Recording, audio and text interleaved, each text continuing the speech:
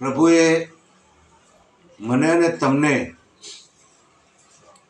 જે આપણા કર્મોના આધારે અક્કલ મળી હોય ને, અક્કલ એટલે કે અક્કલ, બુદ્ધિ, એ બુદ્ધિ અથવા અક્કલ જે વ્યક્તિ એમ કહેવાય કે સમજી વિચારીને એમ કહેવાય કે સમજી વિચારીને કંઈક પણ કોઈ પણ વ્યક્તિ હંગાથી વાત કરે, બોલે, તો એનો તોલ થવો જોઈએ.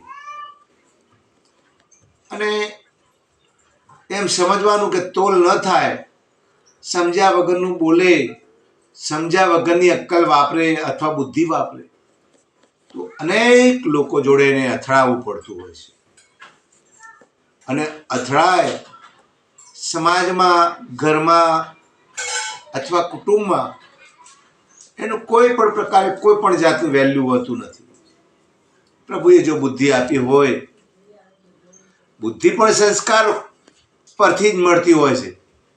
તમારા ગુણો પરથી તમને એ બધું પ્રાપ્ત થાય, મને તમને. અને કદાચ જો સારા વિચારો કરી, સારી બુદ્ધિની ઉત્પત્તિ કરી હોય, તો એની સુવાસ પરિવારમાં, કુટુંબમાં એનું તોલ થાય. પણ એ અક્કલ, એને અક્કલ જ નથી. એવી પ્રકારની અક્કલ હોય એને અક્કલનો ઓથમી કહેવાય.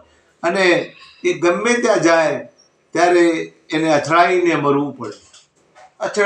અથડાઈ અને આખી જિંદગી પાર પડવું જોઈએ. ગમે ત્યાં જાય એનું અપમાન થાય, ગમે ત્યાં જાય એનું કોઈ કદર નહીં. જય અલગ ધણી.